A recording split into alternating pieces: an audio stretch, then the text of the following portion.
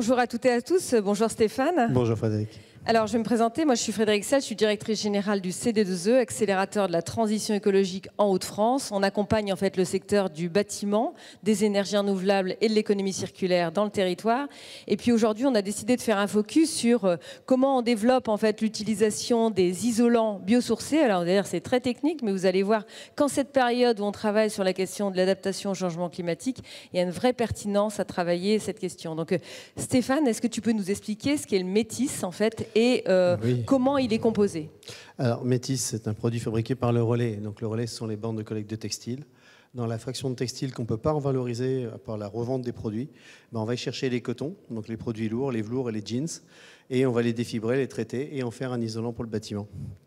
Alors, vous voyez maintenant, en fait, quand vous mettez dans les bennes du métis, non seulement du relais métis, on va pouvoir recycler vos vêtements en les revendant ou en les mettant en vente dans des structures locales, parce que vous travaillez beaucoup en local. Oui, et puis la deuxième chose, c'est tout ce qui n'est pas utilisé, en fait, tout ce qui n'est pas recyclable pour en refaire des vêtements, eh bien, on va pouvoir l'utiliser. Alors, on a du jean qui compose bien le métis. Tu peux nous expliquer ? Métis, c'est le jeans et le velours. Voilà, des cotons, ce qu'on appelle les cotons lourds, simplement.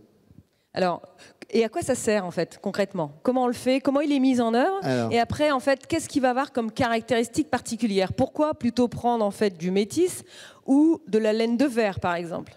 Alors, comment il est fait? Bon, c'est simple, je prends votre blue jean, donc à la fin de la session, je récupérerai quelques vêtements. Je récupère votre blue jean, je récupère votre velours, je l'effiloche, c'est-à-dire que je passe d'un état brut à une filasse. Cette filasse, après, je vais la traiter, je vais la mélanger avec du polyester. Je vais faire un mélange 85-15, 85% de coton, majorité coton. Et ensuite, je passe en four, je thermolyse, ça fond, ça tient entre eux. Et de là, je peux faire des rouleaux et des panneaux. Qu'est-ce qu'on peut amener en plus que d'autres isolants? Ce qu'on peut voir traditionnellement, c'est le confort d'été, déjà. Je pense que quelques années, on en parlait, on y croyait peu. Je crois que là, maintenant, tout le monde en demande. Donc, c'est une de nos forces. C'est sûr que Métis, là-dessus, on est attendu et on y répond. Et on répond également fortement à l'acoustique. Donc on allie l'acoustique et le confort d'été, sans compter le confort d'hiver, bien évidemment.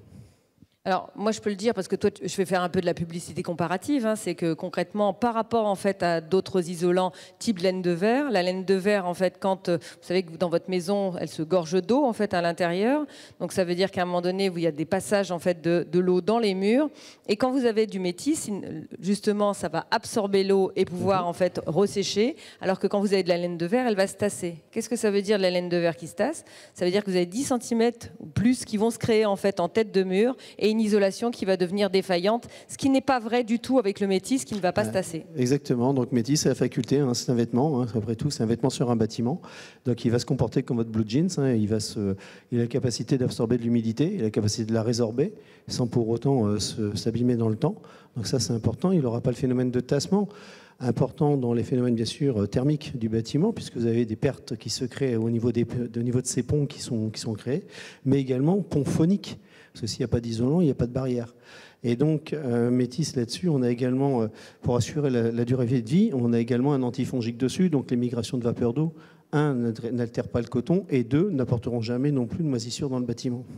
Alors donc vous imaginez bien qu'aujourd'hui on rénove beaucoup de bâtiments, donc dans la rénovation c'est extrêmement performant, c'est aussi évidemment performant encore plus en fait dans le neuf, mais aujourd'hui comme on est dans des étapes où on a un réchauffement climatique, on arrivera à +4 bientôt et dans notre territoire c'est particulièrement vrai, ça veut dire que sur le confort d'été, on va avoir, alors quand on explique le confort d'été c'est pour expliquer qu'on peut capter de la fraîcheur la nuit, et qu'elle va être restituée à l'intérieur du logement en fait pendant la journée. Oui. Est-ce que tu peux expliquer un petit peu ce phénomène et comment le métis y contribue? Le confort d'été, il faut imaginer, vous savez, alors moi je vais le prendre dans l'autre sens, le soleil se lève, il commence à chauffer sur les parois, sur la toiture.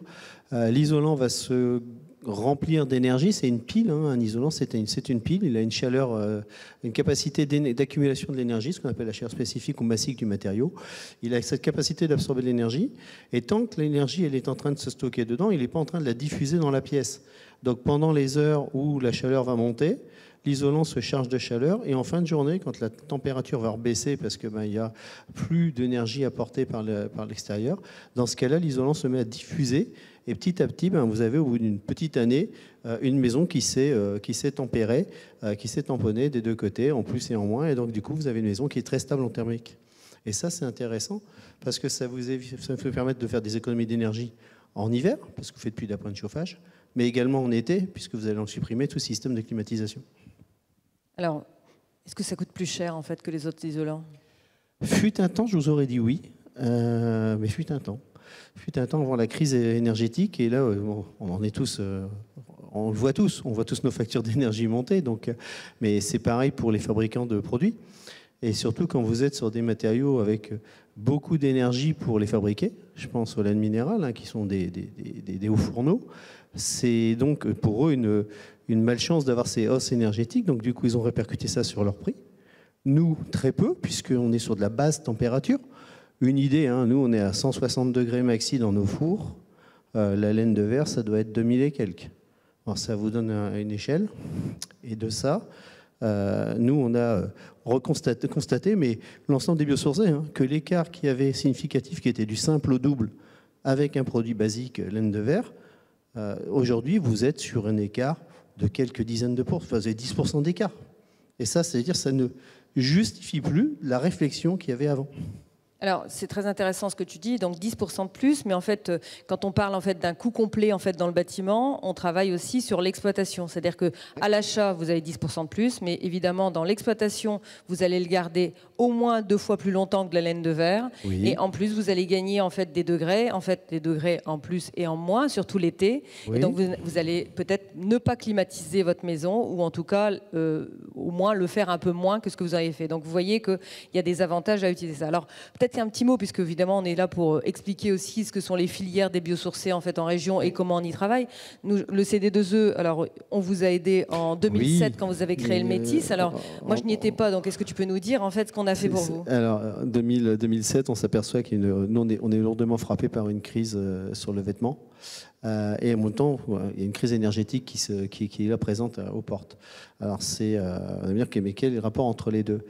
Le rapport est qu'on a été sollicité à une époque pour voir si on ne pouvait pas transformer les vêtements, puisqu'on avait de mal à vendre, puisque les vêtements étaient peu chers sur le marché. Donc il y avait une montée des matériaux venant d'Asie. Et donc de pouvoir transformer une fraction de vêtements qu'on ne pourrait malheureusement plus revendre au bon prix, et d'en faire de la fibre pour faire un isolant. Bon, nous, on est au départ des collecteurs fripiers, quoi. On fait de la fripe, on est collecteurs trieurs. Donc partir de collecteur trieur à devenir un industriel fabricant d'un matériau d'isolation, sacré challenge. Et là, on s'est tourné, évidemment, vers le CD2E. Et le CD2E nous a accompagnés dans toute cette démarche de dire, c'est pas simple, mais c'est pas compliqué non plus. Il suffit de respecter des règles et regarder comment on pourra avancer.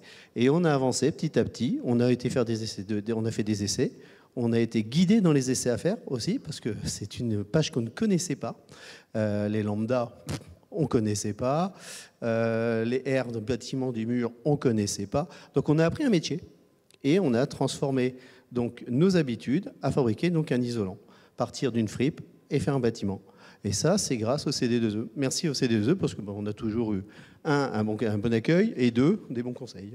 Alors, pour terminer, je vais dire aussi aujourd'hui ce qu'on fait le CD2E pour l'ensemble de la filière des biosourcés.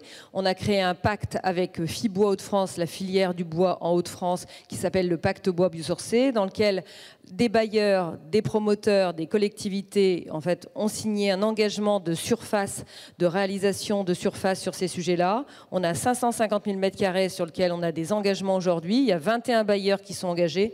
Vous les connaissez à peu près tous. En fait, c'est ceux de la région. Ils représentent 80% des logements qui ont pris des engagements sur l'usage des biosourcés de 10 à 40% des surfaces. Et donc, ça veut dire que demain, on aura la capacité de mieux intégrer en fait dans les logements en fait en rénovation, dans les bureaux en fait et dans les constructions en fait durables aujourd'hui, les produits en fait qui sont issus des filières biosourcées. Donc aujourd'hui, ça c'est parti. Ça a été signé en 2023. En 2024, on a fait le premier bilan des 550 000 m² entendus sur 5 ans. On a déjà fait 160 000 m² et on a 260 000 m² qui sont engagés pour les années qui viennent. Donc vous voyez qu'en fait que la démarche elle est en route. Hein. On est vraiment dans une dynamique qui est partie.